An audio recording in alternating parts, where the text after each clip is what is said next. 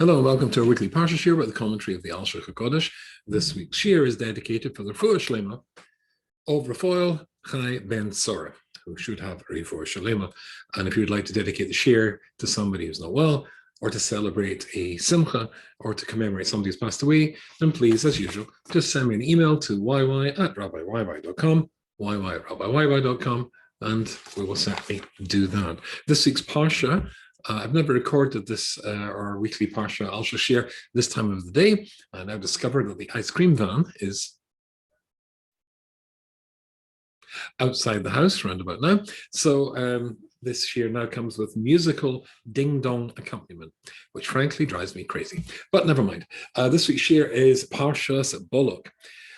And Parshas Balak is so important, and one, as I mentioned last week, there's so much here, I honestly cannot get the entirety of the Alshich, or even a huge fraction of it in, but enough, I think, to inspire you all to go out and get yourself a copy of the Alshich, if you've not already done so, so that you can follow up on the start that we will make, hopefully, together in just a few moments' time.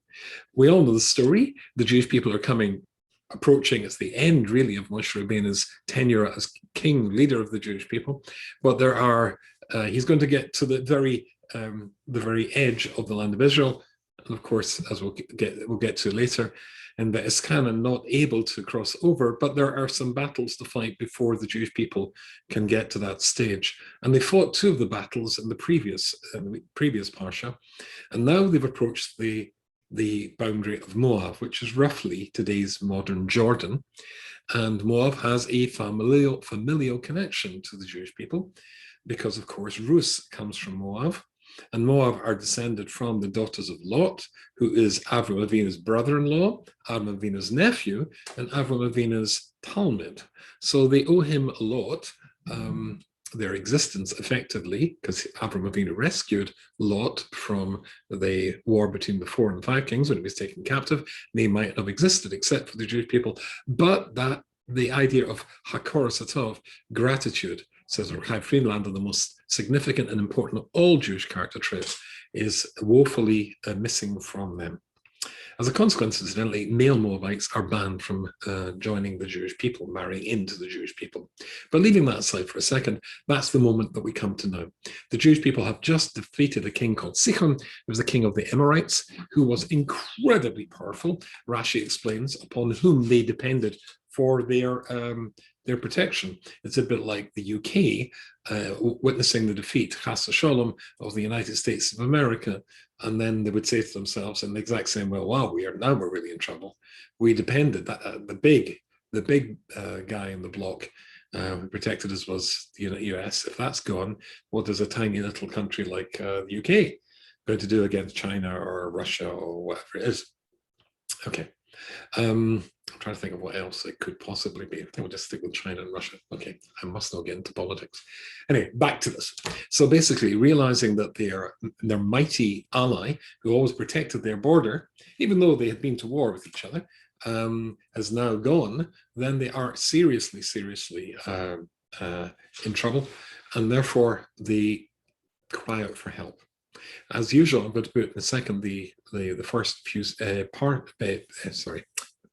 can't say it, psukim, that's the word, of the Parsha, got them mixed up, on the screen for those of you who are watching and can take a screenshot, that's fine. And as usual, I will try and explain it verbally, even if you don't have the text in front of you, in case you're listening to this driving along in your motor car.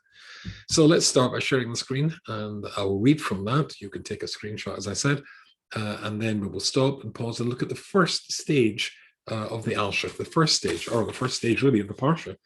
The Parsha is essentially in four, there are four elements to it. The first is the thing we've just been discussing, the Jewish people approaching the boundaries of Moab and Moab's reaction, which is to seek a military alliance and to have the Jewish people cursed by somebody called Bilaam. Then we go into a story about Bilaam himself. What happens when he tries to curse the Jewish people? Not a huge success, with an angel appearing to him and threatening to kill him if he deviates even one iota from what God tells him to do. Then the actual attempt to curse the Jewish people itself. We'll jump from 1 to 3, only alluding really to the second bit. And the end of the Parsha is, of course, the Jewish people engaging in getting themselves into serious trouble, which we will come back to next week. So we're really taking 2 elements of 4, or themes of 4 from this week's Parsha. Okay, so let me stop talking for a second, share the screen. And of course, as usual, what's going to happen is it's going to go black. No, see, I put it up before. I'm getting the hang of this. Okay, here's Parshas Balak. Let's just read. I have, this is taken, of course, from the art scroll. Those who've been with me before will know I've got this little art scroll, which I find very useful to take with me in my travels when I'm lecturing. And here it is here. And it'll be useful because we'll be able to see how they translate it. Often we can contrast and compare to how they translate and how the Alshich translates. Well, let's just get the story clear, at least as clear as a simple, straightforward reading of the Psukim and an honest attempt to translate it clearly will give us. But as the Torah is multifaceted, 70 faces to the Torah, Shivim, a number which we'll be visiting shortly, that's going to be just the Shalom Aleichem, just the introduction. Vayar Balak ben Tzipor, and Balak, who was the son of Tzipor, he saw as Kol Asher Osa Yisrael Le'amori, everything the Jewish people had just done in the war which had just happened against the Amorites, when they had killed Sichon, this giant, this incredible person who nobody could defeat. But Yogar Moab b'nei ha'om, and Moab were terrified because of the Moed very, very much. Kirafu, because there was lots of them, lots of Jews. They were outnumbered. But Yokatz Moab, and again Moab, and here in the first word, the Yogar Moab, they were. That's why I said, let's see how they translate that. I said they were terrified, and they say Moab became very frightened. So okay, we're on the same page with that. And then they say Moab was disgusted. And the Vayokatz Moab.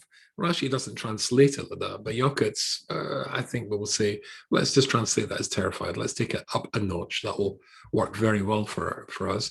Moab B'nei Yisrael. And they were also frightened because of the B'nei Yisrael. So terrified and frightened. Vayom Moab El Zikni Midian. So the Moabites say to the elders, to the leaders, to the government, the cabinet of the neighboring country called Midian. Now, this people are going to come up, are going to tear up like a cow tears or an ox tears when it's grazing in the field. Everything that surrounds us, because as Rashi points out, when an ox grazes, apparently its tongue, which has got all sorts of indentations, tears up not just the grass, but the roots of the grass from below the soil. And that's what's going to happen to everything that surrounds us. And you surround us. And that's interesting. Interesting that they throw that. Why don't they say it's going to tear us up as well?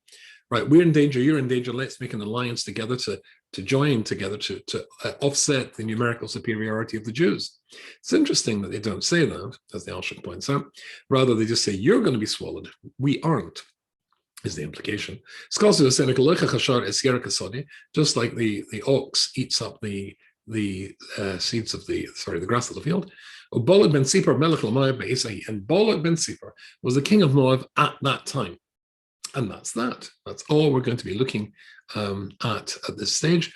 And we'll now turn to the Alshich. So I will stop sharing, and then you get me back again. And let's see if we can see what the Alshich has to tell us in this. And this is very interesting. I should explain that some of the most profound Jewish messages are contained in what we'll be learning together, and certainly in the Parsha. And consequently, as I said, we'll only be able to extract a fraction of them. But at one level, there's deep human psychology here. At another level, well, the Torah is going to talk to every human being, so therefore it has to appeal to all the different facets of humanity, the psychological one, but the mystical one too. In fact, this is the clearest indication in all of the Torah, before it's expressed as a hint, but here's going to be expressed in the clearest possible terms, that there is a concept of the Mashiach, and that one day a descendant of Yehuda is going to come, as he says when he prophesies, because when he tries to curse the Jewish people, as we all know, the curse turns into a blessing, or I should say a partial blessing, but maybe I'll try to get back to that soon. And one of the things he says is that in the future, not now, but I see him, and that is the descendant of Yehuda, the Melech Mashiach, who will eventually liberate the Jewish people. I see him, but it's not quite soon.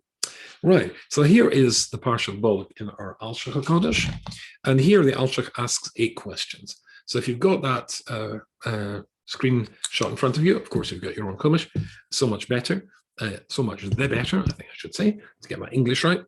And I'll bring my Chumash over so I can refer back to it, move my little microphone to one side, and my watch, so I don't overrun, which of course is what the Moabites were afraid the Jews were going to do. Terrible joke, never mind. Okay, so he asked 8 questions. I think, just to give you a feel of the Alshich, just in case you're joining us for the first time, of course, his analysis is extremely exacting, extremely precise, and based on why the Pasuk says what it does in the way that it does, bearing in mind the author is God, who writes things with accuracy. Roy Losim Lev says the Alshich we should consider Lama Loheide Techila Mitzias of Melech Moab. It says at the end of the pasuk that Balak was the king of Moab at that time. It might have been a nice idea to put it at the beginning when it talks about but Yar Balak ben Sipor, and Balak son of Sipor saw what the Jews had done. It should have said Balak, the king of Moab at that time. Why does it come back to that at the end and not say it when it introduces to the person, give him his name and his status? He's the king. And it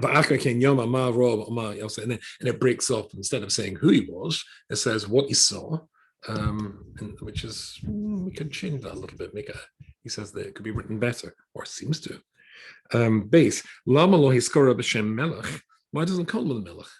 Calls him Ben Sipor. Why not call him the king, which he was? So why should it be that Balak is afraid? And it seems to be tied to the fact of what Balak saw. So Vayar Balak, he saw what the Jews had done, and then Vayogar Moab, and Moab was afraid. Why are they just afraid in their own right? Dalet Kofel Vayokas Vayogar, and the Alshich, of course, it finds here the two expressions interesting. Vayogots Vayogar, Vayogots Vayogar. So fear and a lesser degree of fear. Some people say sick, afraid, but okay, 2 different levels of fear. That's going to be important.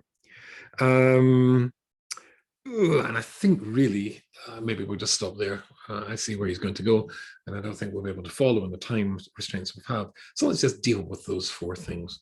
So looking at the Pasuk, Vayar Balak. Now, the Alshich says something which is very interesting, and Rashi already says the exact same thing. And we'll answer his first question really at the beginning. He wasn't the king at that time. Previously, he'd been a general of Sichon, the Amorite, who'd just been defeated by the Jews. And that's why it's a battlefield promotion, which so often happens in the field of battle. Somebody excels, and you appoint him. Another reason why you might appoint somebody in a wartime situation is because he has specialized knowledge. And he certainly does have specialized knowledge because he just fought against these Jews and he sees the way the Jews fight.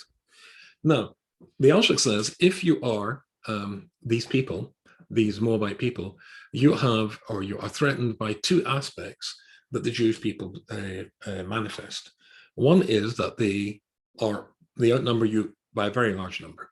So that's really going to scare you.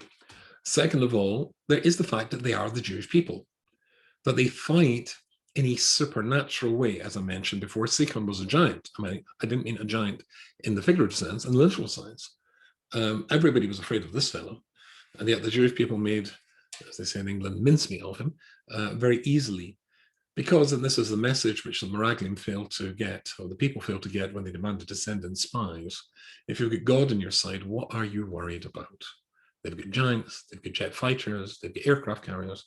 With Hashem on your side, there's nothing to worry about. And the Jewish people have Hashem on their side. That's why they've beaten this fellow. So there are 2 aspects to why a person would be afraid of the Jews. 1, numerical. 2, mystical. So that's exactly what's going on here. So let's look at the Pasuk, with that, as it were, as a key to unlock the door and see if it starts to make a little bit more sense. V'yar Balak ben Sipor, Balak the son of Sipor, saw as kol asher os Yisrael Amori. He saw that everything that Yisrael had done to the Amori. Now listen to this. V'yogar Moav mipnei ha'om ma'od. And the Moabites were afraid of the people very much. So we get two categories, Yisrael and Am. I should have said, and Balak saw everything that Yisrael had done previously, and the Moabites were very much afraid of Yisrael. But remember, Hashem is the author of this, and in changing it, they're telling us something very, very important. And it's these two aspects, these two facets of why they would be scared of the Jewish people. One, they were numerically greater. Two, they were aided by the Almighty, mystically better, if you like, miraculously better. And therefore, that's going to be a great problem to overcome. So, Kiravhu, V'yoketz ma'ov mivnei b'nei Yisrael. And indeed, V'yoketz. So, V'yogar is the stronger expression of fear, but Yoketz is a lesser degree of fear. So now it goes very simply. You see, the reason, what's the reaction? Let's consider the reaction. That's one of the questions I missed out from the Alshich, which on the reflection I shouldn't have. If I read this to you, what comes next? Vayama Moab el Zik Midian, they go to the Moabites go to the elders of Midian. It doesn't say the king sent them. It doesn't say the king went to the adjoining country to seek a military alliance to overwhelm a numerically superior force, a bit like France and Germany making an alliance against Germany in the First and Second World War. That's not what he does, but they do it. The people do it. The people just appointed him king. They are terrified of one thing more than anything else, and that is what their eyes behold, what their eyes see. Now we're looking at what I said to you before, the psychological reality. The psychological reality is there are too many Jews, and we're overwhelmed. What their eyes see produces the greatest psychological impact, and therefore, as they're overwhelmed numerically, they have got superior numbers. We need to have a matching and balancing and numerical equivalence, and that can only be achieved by getting Midian to become our allies. Britain and France, First World War. Midian, and therefore they send to the Midianites to offset that imbalance. But they also, so we go back to our first pasuk, second pasuk, the Yogar Moed Mibnei Ha'am, they're focused on the fact that the Am, the people, are just a lot of Jews. Very much. Kiravu, and the pasuk says, just because they were numerically superior. But they were also scared of the fact that they were B'nai Yisrael. The name Yisrael suggests the Jews on a very high spiritual level. Yaakov's name was, as it were, in a sense, became redundant when he was called by God Yisrael. You've reached a whole new spiritual level. So the aspect of the Jews that fight miraculously, supernaturally, that's going to be designated by the term Yisrael. And the aspect of just them being a human army, which is superior, that's the Am. So therefore, to say it one more time, it goes like this. So the real fear was that they saw with their eyes a numerical superiority, that they were outnumbered. Kirafu. But they were also afraid of the fact that the Jews fought miraculously, but that's what they'd heard about. And as the Alshich says, you can't compare that which you hear about to what you actually confront and see with your own eyes. That's what's going to make the impact. Therefore, as they see that this is the focus of their fear, and this is where they're weakest, as their eyes surely show them, then they're going to look for an ally to solve that problem. And therefore, they send emissaries to Midian to try and make an alliance, pointing out that we don't actually have anything to worry about. We don't have anything to worry about because their God has told them not to touch us. Moabites have nothing to fear from the Jewish people.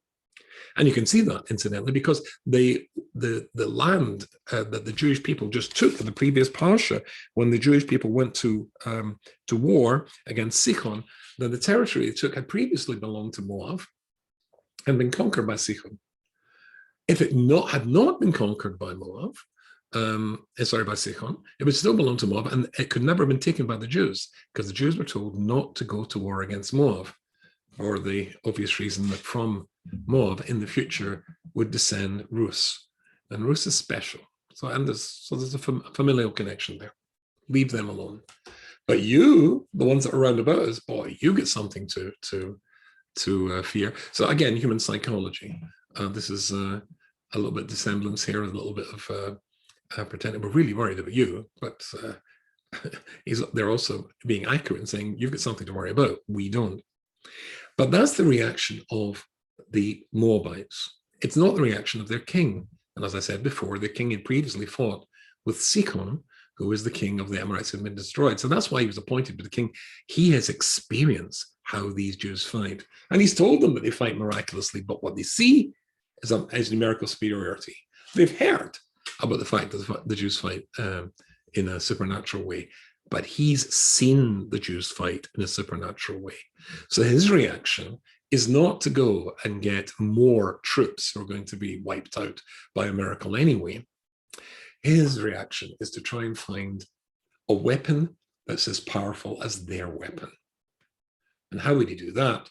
As Rashi says, and as the Alshich quoting the Medrash Tanchuma, they went and asked he sends therefore to the Midianites the following question: this fellow grew up with you. What's their secret? Where did they get this from? It's only, they were told, because of the fellow called Moshe. We knew him. He used to live here. And he is the man who's got power not in his arms, not in his strength, although those were not to be sniffed at either, not insignificant. But the fact is, in his mouth, it's his words that count.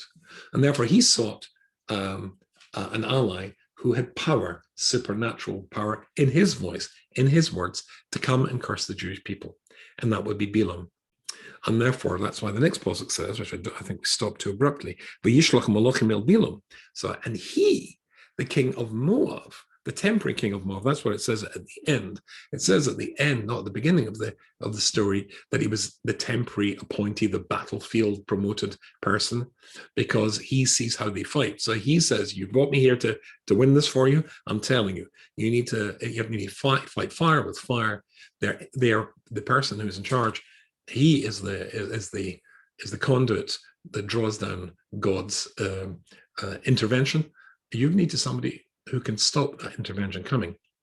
I've got the very person for you, Bilaam, and he sends people to Bilaam.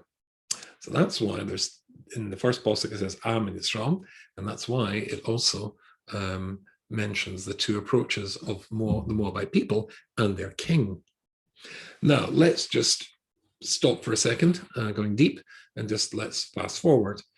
Of course, Bilaam is told by God not to go, and then he's able to engineer, to squeeze some sort of semi-permission to go, but not allowed to say anything at all until he's been given clearance by Hashem as to what and how he can say what he's supposed to say.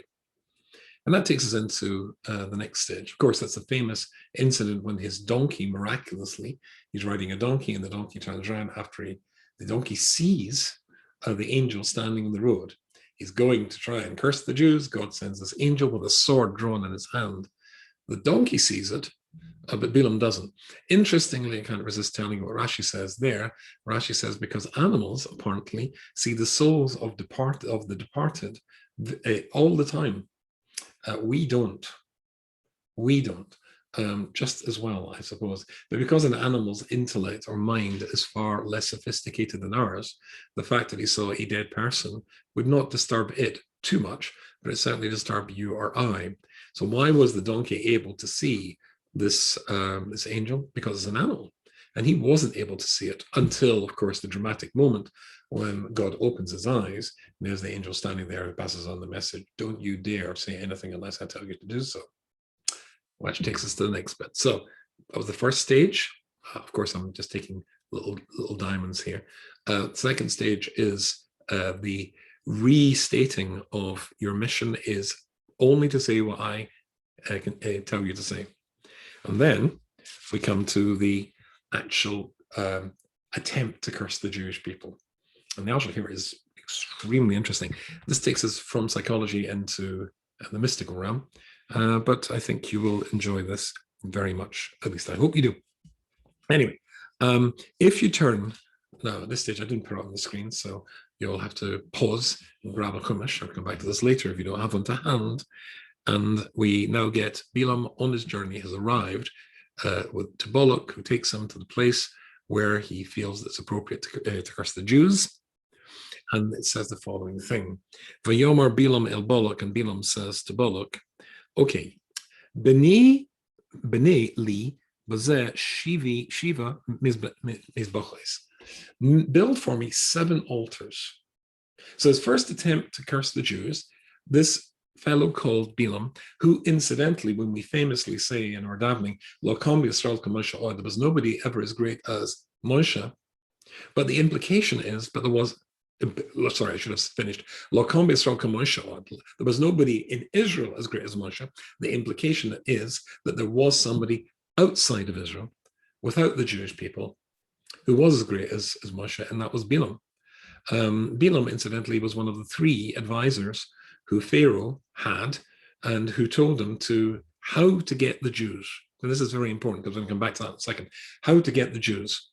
He explained to them Hova Nischak Malov, Pharaoh's famous words. The strategy to get the Jews is very simple. The protection of the Jewish people is their connection with God. All you have to do is to get them to volunteer to sever that connection, and then it's going to be easy to get them. And as I sometimes say in my shiurim, if you really hate Jews, you really hate Jews, and you want to get rid of them, be nice to them.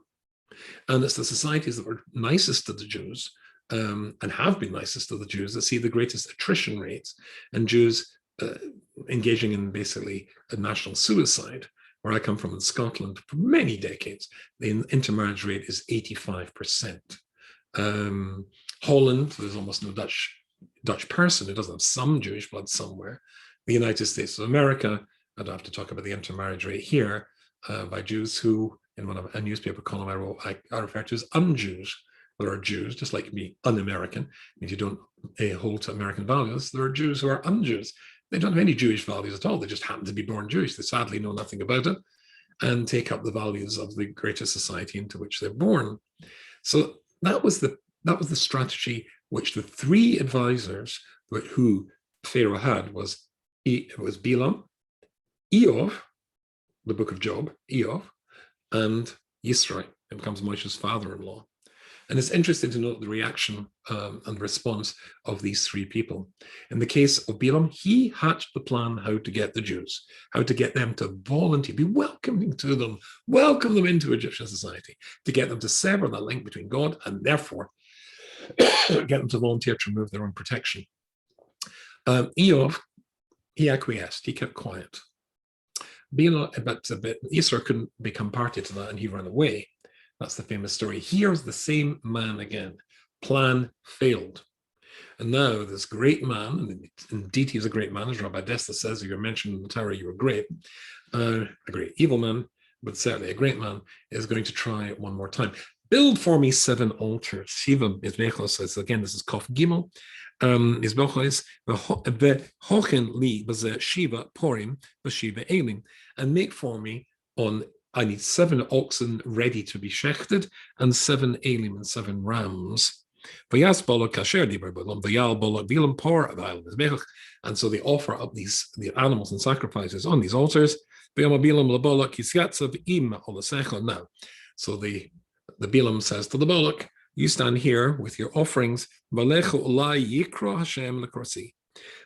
Hashem will appear to me. And he'll say to me whatever he's going to say. And he will tell me what I've got to say to you. And don't you worry, I'll tell you. And off he goes on his own. Vayoker Elokim El Bilam. Now he said hopefully that Hashem will appear to me, but it's Elokim, the Midas Adin, not Hashem, the Midas Arachamim. And Vayomer Elov. As Shiva Samizbecho Sarachti Etzel Por Ba'al Mizbecho. He said, I prepared 7 altars, and seven sacrifices to you. And God put words into Bilam's mouth. Vayoma shuv el Balak, go back to Balak, the person who sent you to curse the Jews. Because it's about, and this is what you're going to say. Vayeshev elov, so he goes back, he needs of al alosai, and Balak is standing there next to his offering. Who the called Sarimov and all the government, all the rulers. Visa Moshe, and he begins his parable, is the usual English translation. Min Aram Yanachenu Balak. So I'll read this to you in English to speed things up here. He said, from Aram, Balak, the king of Moab, led me from the mountain of the east. Come curse me, Jacob, bring anger upon Israel. Curse for me, and interesting, I'll have to read this in Hebrew, otherwise we'll get lost. So he says, orally Yaakov, curse for me, Yaakov, but lecho zamal Yisrael, and bring anger upon the Jewish people. This is the response.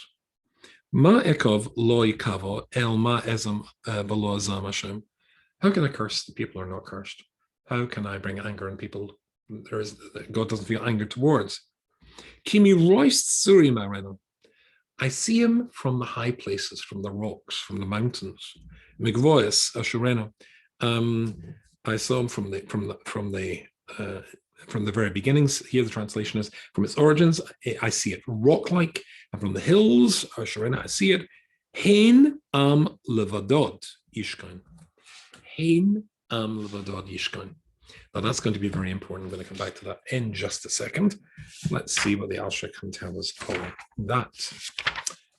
I don't know if anybody's got this at home, but this is in page Kuf Nun Hey, in the same edition, if you've got the same Alshich that I have. And let me read to you why it's 7 altars. Why was it that he asked for 7 altars? Again, mystical stuff. Roy Lawson Lev. Ma ho yesheva mizbechos al ela. Why did Bilaam tell Balak to construct 7 altars? For all his power by Mizbeach, by Shar Minim. And why of all the animals that he could have offered as a sacrifice, did he choose an ox and a ram on each of them? So he says the following thing, quoting the Medrash Tanchuma. The Alshich says, Shehu keneged Shiva Shabono Mizbechas. The 7 altars were to be a parallel and to echo the 7 altars that the previous altars to God, that 7 people previously had altered to God. Adam Rishon, Noach, Avram, Yitzchak, Yaakov, Moshe, and Aaron. All 7 offered altars to God. Listen to this. So what's this parallel thing about? What's he trying to achieve? What could it achieve? Be talking, says the Alshich. It's well possible. When Adam Rishon offered a sacrifice to God, it was in order to get his blessing to fall on his descendants. That's the whole of humanity. Because Kol Adam, everybody. And Noach, after every other human being is destroyed except his family, wants to build an altar to get the same blessing now to come to his children, which will constitute a reconstituted humanity. But of those 2, from the next 5 who offer altars, it's to bring blessings on the Jewish people. Therefore, it was to bring on the Jewish people the blessings, only on the Jewish people. He wanted to bring those 7 blessings, those 7 attempts to bring the blessings from God, but these 7 had achieved, now to come to Moab instead. Why does he bring oxen? Because oxen were the sacrifices that were brought in the temple when in Sukkot, the 70 nations, each were 70 oxen that were offered up as sacrifices for the nations. In fact, the Talmud says there's no greater Kiddush Hashem when the heads of the kings of all the nations used to bring sacrifices in the temple. So there's a parallel of the 7 and the 70 going on here for all the nations. Oxen represent the nations. And the aisle, the sheep, the ram, represents the Jewish people. So he's trying to, as it were, rewire, maybe that'd be a good way to put it, rewire it so that the blessing will now come to Moab instead. That's what the interesting tactic is.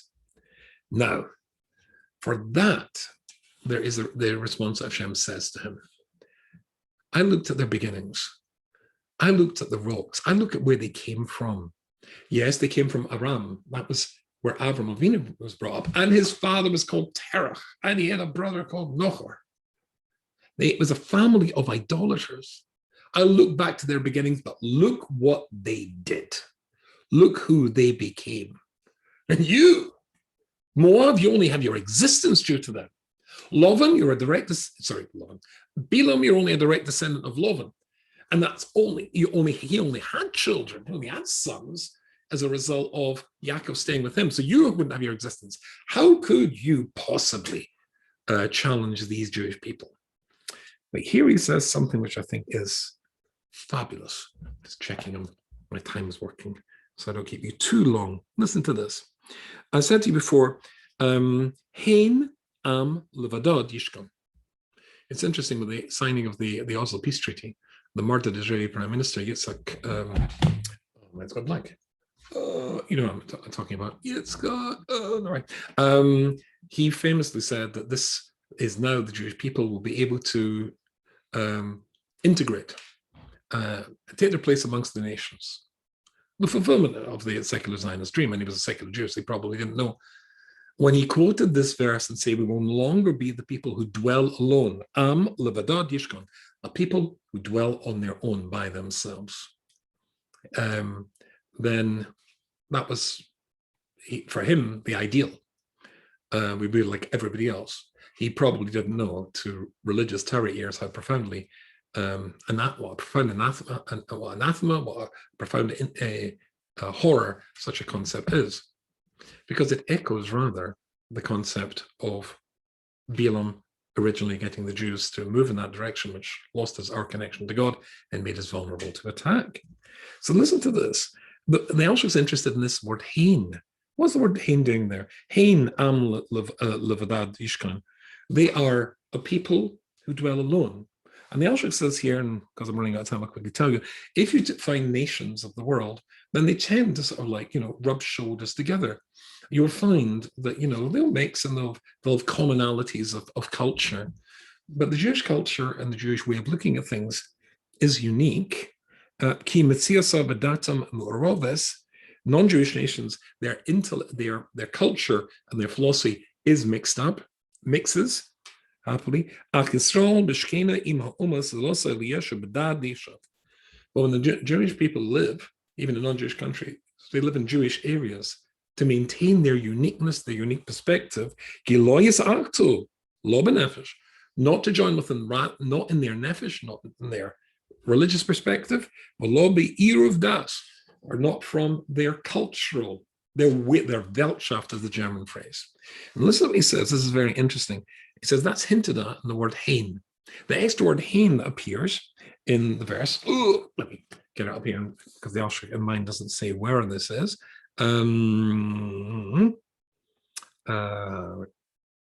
It's 23 verse 10.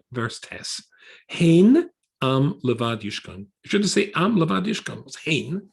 So he says that the word hein is interesting. I'll read this bit to you because it's absolutely gorgeous.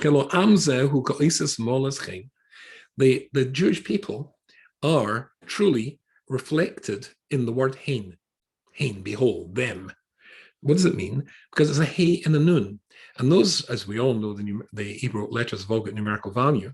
The numerical value to hey is 5, and the numerical value to nun is 50. She'en lahem zug kenoina.